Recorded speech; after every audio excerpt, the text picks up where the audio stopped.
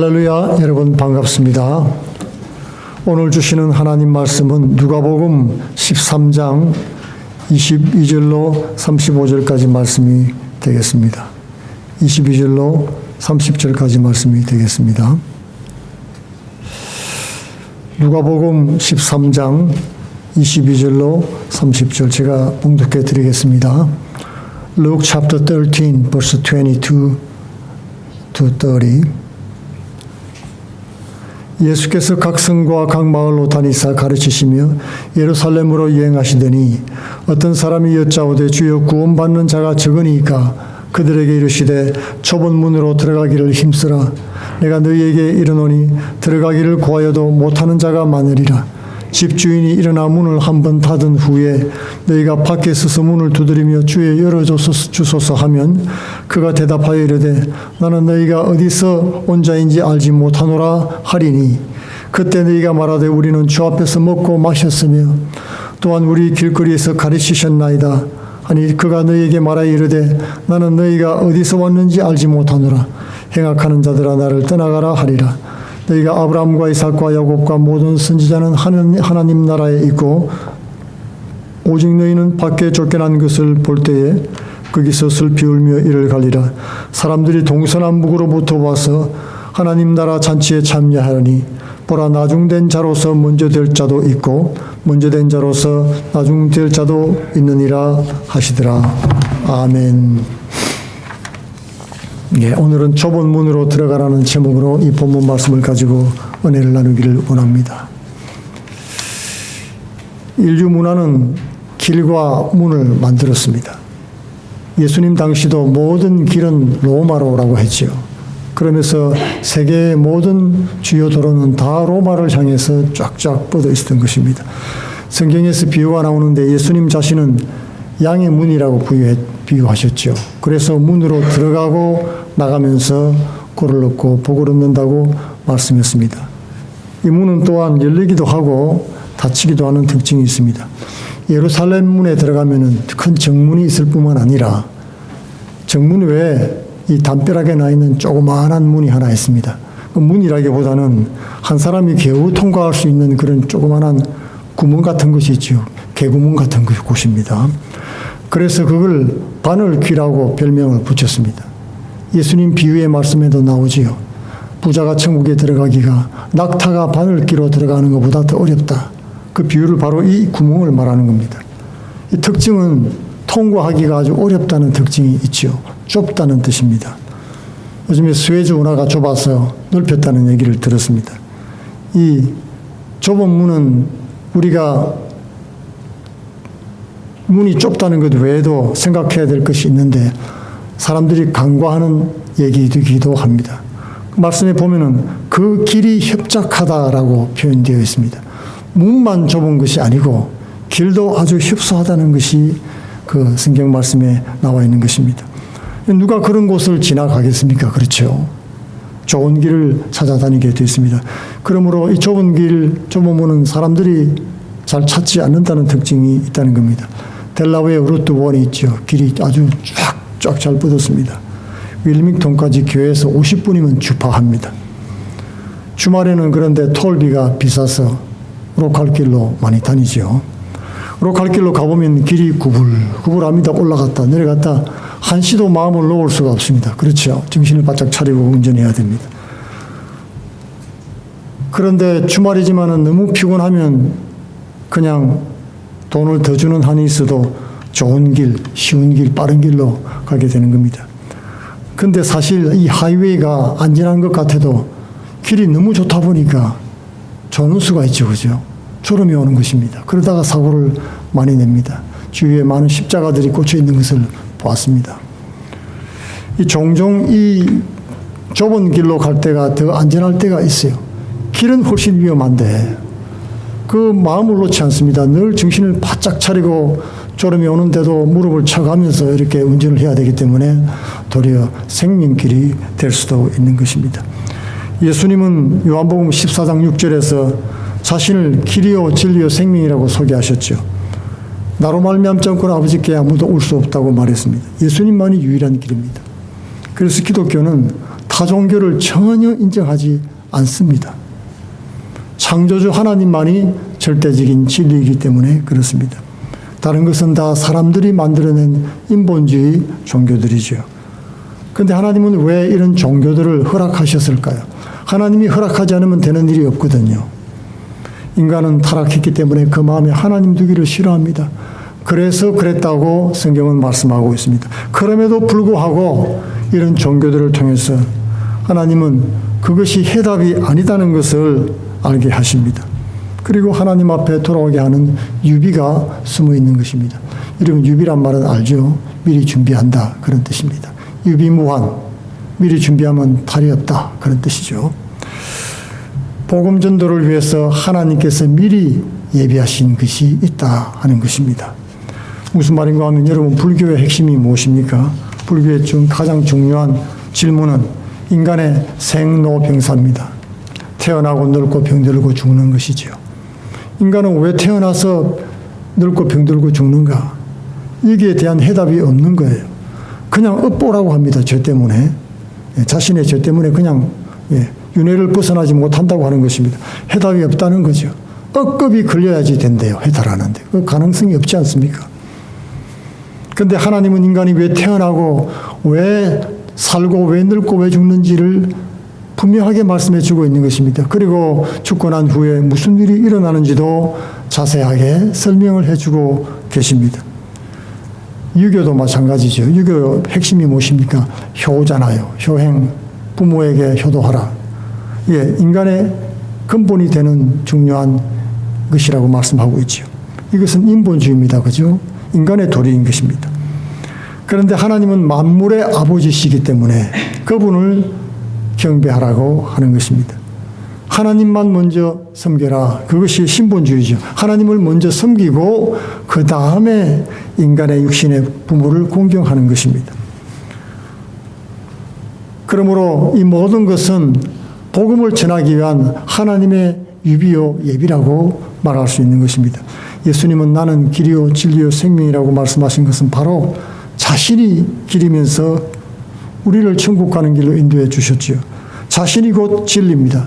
그러면서 우리를 진리를 가르쳐 주셨죠. 직접. 자신이 곧 생명 되시면서 우리의 영원한 생명을 우리에게 소개해 주신 유일하신 분이라고 하는 것입니다. 첫사람 아담은 생명을 받아서 생명이 되었죠. 살아있는 영이라는 뜻입니다. 근데 둘째 아담 예수님은 생명을 나누어주는 생명의 모체인 것입니다. 그렇기 때문에 예수님만이 영원한 생명과 천국을 우리에게 허락해 주실 수 있습니다. 주님만이 구원자가 되신다는 말입니다. 히브리 10장 20절에는 예수님이 십자가 지심으로 새롭고 산 길을 휘장 가운데 열어놓으셨다고 말씀을 하고 있습니다. 예수님이 십자가에서 몸을 찢고 죽으시는 순간에 막힌 휘장이 위로부터 아래로 쫙 갈라졌습니다. 가로막힌 휘장이 찢겨서 하나님께 나아가는 문이 되었던 것입니다. 하늘 가는 밝은 길을 예수님이 자신의 생명을 바쳐서 열어놓으셨다고 하는 것입니다. 오늘날 사람들은 자기 생명을 아주 귀중하게 여기지요. 어떻게 구원받는지도 관심이 많습니다. 요즘은 생명 구하는 장치들이 많습니다. 그죠? 차를 타면 안전벨트를 매지요. 수영장에 가면 라이프 가드가 있습니다. 비행기를 타면 라이프 재킷 줍니다. 전투기 조종사도 비상탈출을 위해서 낙하산 메고 타지 않습니까? 이 생명을 귀중하게 사람들은 여기는 것입니다. 그래서 그런 것들을 의지하는 삶을 살고 있죠. 우리는 수많은 생명 보호장치를 의지하고 살고 있습니다. 그러나 그것이 하나님을 대신할 수는 없다는 것입니다. 그것들은 도구에 불과합니다. 생명과 호흡은 하나님께 있다는 사실입니다. 사람들이 대부분 과학을 의지하고 살고 있죠. 컴퓨터 없이는 못 사는 세상이 되었습니다. 과학이 신이 되고 과학 만능주의를 신봉하고 있습니다. 돈을 신이라 생각하고 mem논을 만들어 놓고 경배합니다. 중국집에 가면 꼭 구석에 보면 뭐가 있습니까? 돈신이 앉아있죠. 그죠? 예, 돈신 앉아있습니다. 권력이 생명인 줄 알고 그것 떨어지면 죽는 줄 아는 사람들도 있습니다. 사람들은 내가 의지하는 그 무엇을 하나님처럼 섬기고 경배하는 것입니다. 어떤 사람들은 도덕적으로 살면 하나님께 인정받을 거라고 생각하는 사람도 있습니다. 그러나 로마서에서 사도 바울은 의인은 없나니 하나도 없고 깨닫는 자도 없고 하나님을 찾는 자도 없다고 말씀을 했던 것입니다. 의인이 없다는 말은 도덕주의자들을 말하는 거죠. 법 없이도 살 사람, 하나님 없이도 살 사람이다. 그런 말을 하지 않습니까? 여러분, 그런데 그 말이 안 되는 말이에요. 사람은 원래 하나님의 형상을 따라 지음받고 하나님과 교제하면서 살도록 되어 있지 않습니까? 여러분, 자녀도 마찬가지입니다. 부모 없이 살 자녀가 있다. 이런 그 말이 됩니까, 여러분? 아이는 부모가 있어야지 잘 사는 것입니다. 부모 없는 자식은 호로 자식이 되거나 고아가 될 수밖에 없는 거 아니겠습니까? 그리고 법 없이 사는 사람이란 말도 말이 안 되는 말입니다. 법 없이 살 사람이면 법이 없어야 되지 맞지 않습니까? 법이 있다는 말은 여러분, 인간이 죄인이라는 것을 증거해주고 있는 것입니다. 성경은 의인은 없나니 하나도 없다고 분명히 못을 받고 있는 것입니다. 깨닫는 자도 없다고 했습니다. 여러분, 깨닫다는 말이 불교 용어로는 해탈했다는 말인데 왜 그렇습니까? 여러분, 이성주의자들이 요즘에 우리가 살고 있는 이 시대를 정의하는 말씀이 있습니다. 실존주의라고 하잖아요. 포스트 모던이라고 말하는데 실존주의의 끄트머리에 우리가 살고 있습니다. 이 실존주의란 말은 인간의 존재의 그런 처절한 실제 모습을 깨달았다, 그런 뜻이에요. 무신론자들은 인간이 얼마나 어리석고 부질없는 존재인지를 깨달았다고 고백을 했습니다. 그리고 하나님을 믿는 유신론자들은 인간은 하나님 앞에 벌거벗고선 단독자라고 고백을 했던 것입니다. 그것 외에는 깨달은 것이 없습니다. 또 하나님을 찾는 자도 없습니다. 수많은 종교들이 하나님을 찾았다, 찾는다고 고백을 하지만은 성경 말씀이 말하는 그런 하나님은 알지 못하고 소경되었다고 성경은 고발하고 있는 것입니다. 인간의 죄악이 하나님과 우리 사이를 내었기 때문에 어떤 도덕이나 지식, 종교로도 하나님을 만날 수가 없다는 것입니다. 구원이 없습니다. 그래서 예수님께서 이 땅에 오셔서 자기 백성 죄를 속하기 위해서 십자가에 죽으셨던 것입니다. 그리고 부활하시고 영생을 선물로 주셨습니다. 이제는 누가 그 사실을 믿는가 하는 것입니다. 예수님이 오셔서 죄악을 속하시고 닫혔던 천국 문을 활짝 열어놓으셨는데 이 복된 소식을 사람들은 왜 안 믿는 것일까요? 이상하지 않습니까? 이렇게 좋은 소식을 안 믿는 이유가 무엇일까요? 성경은 그 이유를 이렇게 말합니다. 첫째는 그 소식을 듣지 못해서 못 믿는 것이라는 것입니다. 복된 그 복음의 소식을 누가 알려주는 사람이 없으니까 못 들었다는 거죠. 그렇기 때문에 이런 사람들에게는 전하기만 하면은 믿는 것입니다. 수많은 사람이라도 복음이 들어갈 때 그때 하나님께서 마음문을 열어주시기 때문에 그 자리에서 통회하고 자복하면서 예수님을 믿게 됩니다. 그러므로 우리는 때를 만나든지 못 만나든지 열심히 복음을 전해야 되는 것입니다. 야, 저 사람은 산도적같이 생겼는데 절대로 안 믿을 것 같다. 그건 우리 생각입니다. 하나님이 예비해 주신 사람이면 어린아이가 가서 전해도 복음을 받아들이고 회개하고 자복하고 나오는 것입니다. 그래서 그것은 우리의 사명입니다. 우리만 천국 복음을 듣고 사는 것이 아니고 그 귀한 소식을 우리 사랑하는 사람들에게도 전해주어야 된다는 것입니다.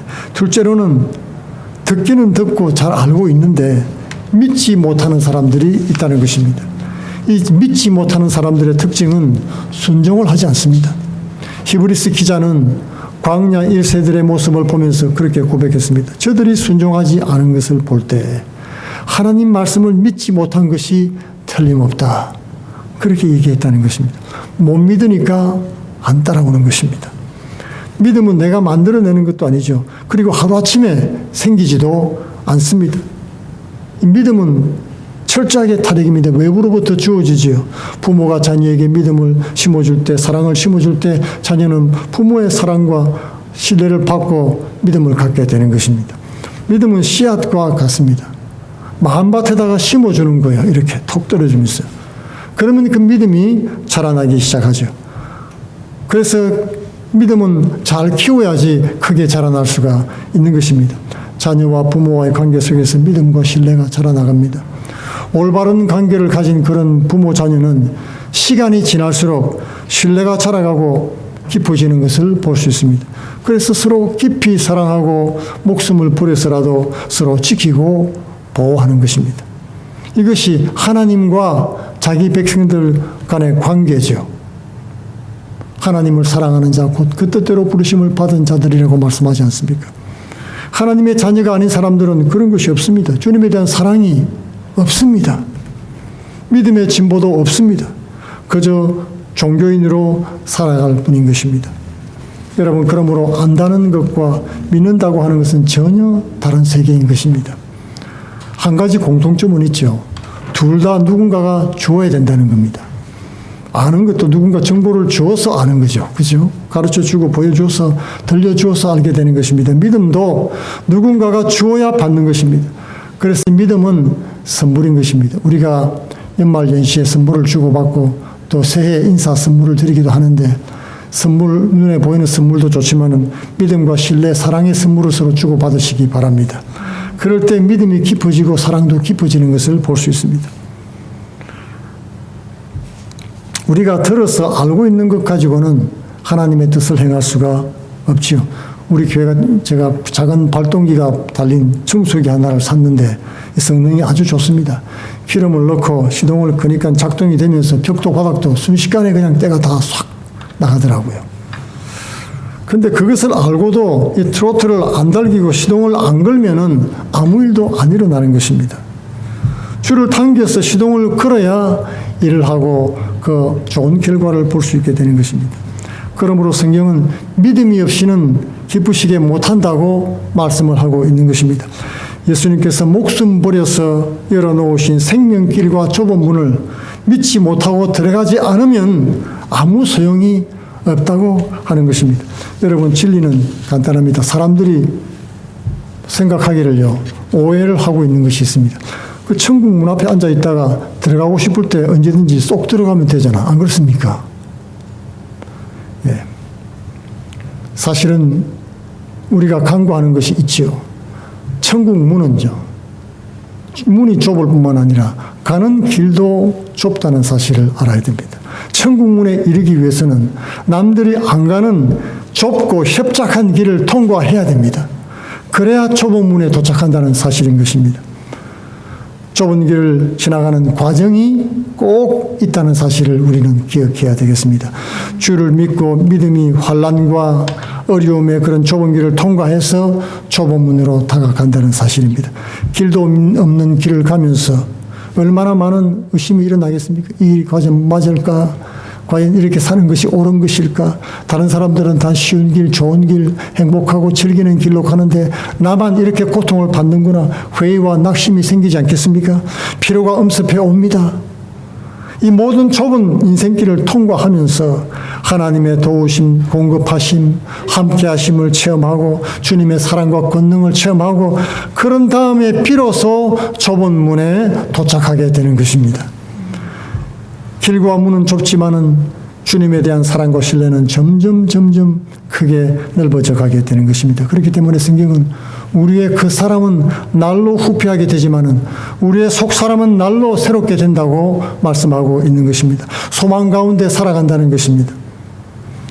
이 본문 말씀의 두 번째 진리는 그 문이 지금 열려 있지만 곧 닫힌다 하는 것입니다.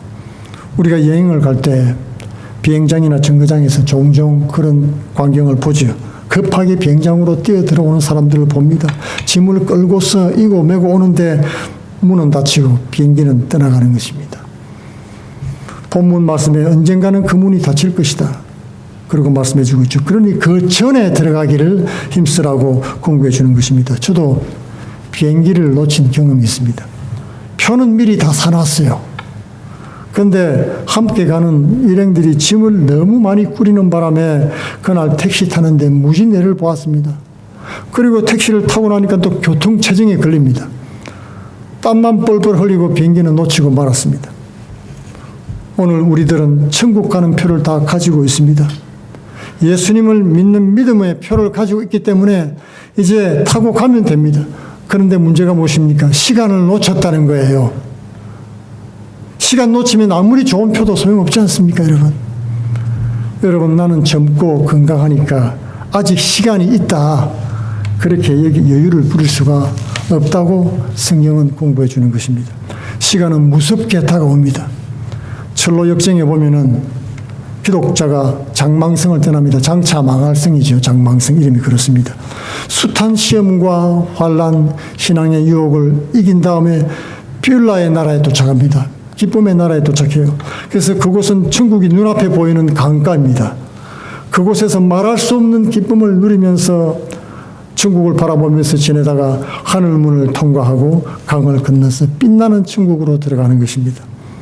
우리 성도는 이 세상짐, 죄짐, 인생짐을 다 내려놓고 이 기쁨의 나라 뷸라의 땅에서 천국을 바라보면서 사는 것이 성도의 삶입니다. 사실은 그렇습니다. 우리는 그 삶을 바라보면서 좁은 길을 통과하는 것입니다. 그런데 끝내 장망성을 떠나고도 이것저것 다 붙잡고 짐지고 다니면은 뷸라의 땅에 가보지도 못하고 하늘나라 맛도 못 보고 문은 닫히게 된다는 것입니다. 이사야 2장 22절에는 인생의 호흡은 코에 있나니 새말 가치가 어디 있냐고 말씀하고 있습니다. 여러분, 건강관리 위해서 애쓰고 수많은 노력과 투자를 하지요. 그런데 사실 사람은 코숨 몇 번 못 쓰면 그냥 숨이 끊어집니다. 얼마나 허망한지 몰라요. 여러분, 제가 알고 있는 지인의 아들도 그렇게 세상 떠났습니다. 코 수술 받고 숨 몇 번 못 쉬더니 그냥 이 세상 떠났던 것입니다. 그렇기 때문에 우리는 항상 하나님 앞에 설 날을 준비해야 되는 것입니다. 아직 문이 열려 있지만 언젠가는 닫힐 거란 사실을 기억해야 되는 것입니다. 아직 기회가 있습니다. 우리가 숨 쉬고 있다는 것이 아직 기회가 있다는 증거 아니겠습니까? 남자든 여자든 가난하든 부유하든 도덕적이든 타락했든 그 모든 사람들에게 문은 열려 있습니다. 예수 믿고 거듭난 사람이라면 다 좁은 문, 좁은 길을 통과할 수가 있는 것입니다. 우리는 모두 은혜로 부름받아서 천국 가는 순례자들입니다. 우리가 발 딛고 사는 이 세상은 장망성입니다. 그 사실을 잊지 말아야 되는 것입니다. 이 땅에서 오랫동안 장수하면서 한번 잘 살아보자는 마귀의 소리에 속아서는 안 됩니다. 베드로는 이 땅을 뭐라고 말씀했습니까? 불태우기 위해서 잠깐 간소한 것이다. 그렇게 말했습니다. 주님이 문을 닫으시면 하늘이 두 마리처럼 말려 올라갈 것이고 체질이 불에 타서 녹을 것이라고 말씀하고 있는 것입니다. 우리가 가치 있게 여기던 모든 학문과 사상과 문화와 도시 문명들은 한줌재로 다 변하고 말 것입니다. 그때는 울면서 소리치고 주여 주여 문 열어주소서, 우리가 주와 함께 먹고 마시며 병자를 고치고 귀신을 쫓아내었나이다. 그래도 그때 주님은 놀랍게도 이렇게 말씀하십니다. 악행하는 자들아 물러가라. 내가 너희를 도무지 모른다. 얼마나 깜짝 놀랄 대답인지 모릅니다. 마태복음에는 이렇게 되어 있습니다. 불법을 행하는 자들아 물러가라. 주님과 함께 먹고 마시며 동행하고 귀신도 쫓아내고 말씀도 증거하고 그랬는데요. 너무 놀랍지 않습니까? 예수님의 대답이 무엇입니까? 천국 문을 통과하지 못한 이유가 악행하느라고 불법하느라고 좁은 길, 좁은 문을 향해서 나아가지 못했다는 것입니다. 여러분, 이 불법이 무엇입니까? 불법은 법대로 하지 않은 걸 말합니다. 하나님의 법과 명령을 지키지 않았다는 겁니다. 하나님 말씀을 듣기는 들어도 알고는 있어도 믿지는 못하고 순종 없는 삶을 살았습니다. 그저 종교인으로 살아갔던 것입니다. 자기 뜻대로 살면서 하나님이 왕 되시지 못하도록 내가 주인 되어서 살아왔다는 것입니다. 주여 주여 하면서도 이 세상의 명예와 돈을 쫓아서 예수님의 손을 놓아버린 가룟 유다와 같은 삶을 살았다는 것입니다. 노아의 방주가 완성됐을 때 120년이 지나갔습니다. 하나님의 인내의 시간입니다. 그 은혜의 시간이 끝났을 때 방주의 문이 닫혔습니다. 여러분, 창세기를 자세히 읽어보시면 방주의 문이 어떻게 닫힙니까? 노아가 안에서 기중기를 이렇게 돌려가지고 잡아당깁니까? 아니죠. 놀랍게도요. 놀라운 일이 일어납니다. 하나님이 밖에서 친히 손으로 방주문을 닫으신 것입니다. 은혜 시간이 끝나면 더 이상 하나님 아버지 주여 주여 아무리 불러도 응답이 없습니다. 왜요? 하나님이 닫았기 때문에 아무도 열자가 없습니다. 하나님은 왜 나 같은 사람을 부르셨습니까? 은혜인 것입니다. 그렇지 않습니까? 놀라운 은혜입니다. 그렇기 때문에 이 하나님의 구원의 은혜를 경홀히 여기지 말아야 됩니다. 날마다 구원을 이루어 나가면서 살라고 권고를 해 주시는 겁니다. 좁은 길, 좁은 문을 향해서 들어가기를 힘쓰라는 권고인 것입니다. 문은 열려 있습니다. 여러분, 하나님 우리를 구원해 주셨습니다. 이제 그 길로 나아가는 것이 우리에게 있다는 것입니다. 좁은 길, 좁은 문을 향해 들어가기를 힘쓰라. 이 힘쓰다는 말은 헬라어로 아그니스조마이란 말로 쓰고 있는데 영어로는 애곤이라 말씀입니다. 애곤이라 말 알죠? 극한 고통입니다. 고민, 괴로움, 고통하다 막 그런 뜻이 있습니다. 그러므로 구원을 이루는 일을 위해서 분투하며 살라는 겁니다. 구원은 하나님이 이루어 주셨지만 이것을 완성하고 붙잡기 위해서는 우리가 행해야 될 일이 있다는 것이죠. 바로 열린 문을 향해서 나아가는 것입니다. 나아가는 일이 어렵다고 말씀을 하고 있는 것입니다. 구원은 우리가 이룰 수 없습니다. 하나님이 이루어 주셨습니다. 예수님께서 이루어 주신 구원을 경홀히 여기지 말고 은혜의 기회를 놓치지 말고 순종하면서 살아가라는 것입니다. 지금 이 시간이 은혜 받을 만한 때고 구원의 날입니다. 오늘 성경 읽을 기회가 있습니다. 말씀을 들을 기회가 있습니다. 기도할 기회가 있습니다. 전도와 교제할 기회가 있습니다. 순종하는 기회가 있습니다. 그 기회를 열심히 쫓아가라는 말씀입니다. 구원에 이르는 문이 왜 좁다고 했습니까? 그것은 많은 사람들이 주의 말씀을 믿지 않기 때문에 그렇습니다.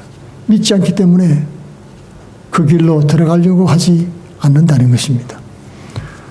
그러므로 그런 믿음을 가진 우리는 복된 사람들입니다. 또 사람들이 왜 그 길로 가지 않습니까? 그 길은 좁고 협착하기 때문이다. 그랬습니다. 이 말뜻이 무엇입니까? 간단합니다. 내 욕심대로 할 수도 없는 융통성이 없는 길이기 때문에 그렇습니다. 예수를 주로 믿는 우리 성도들은 올 한 해 모두 믿음의 순례길을 떠나고 좁은 길을 담대히 걸어가시기 바랍니다. 기쁨의 뷸라의 땅에 다 들어가시기 바랍니다. 그래서 천국 문을 바라보면서 기쁨으로 살아가시는 승리하는 성도 되기를 축원드리겠습니다. 다 같이 기도하겠습니다. 고마우신 아버지 감사합니다. 하나님의 놀라운 은혜 가운데 믿음으로 이 장망성을 떠나서 십자가를 향해 가며 죄짐을 던져버리고 이제 천성을 향해서 좁은 문을 향해서 나아가는 성도의 삶을 사는 우리의 모든 삶을 하나님 아버지 인도해 주옵소서. 온전히 믿고 맡기며 의지함으로 말미암아 순종하는 삶을 통해서 하나님이 원하시는 뜻을 이루어드리는 복된 삶이 되도록 축복해 주옵소서. 예수님 이름으로 기도하옵나이다. 아멘. 찬송가 500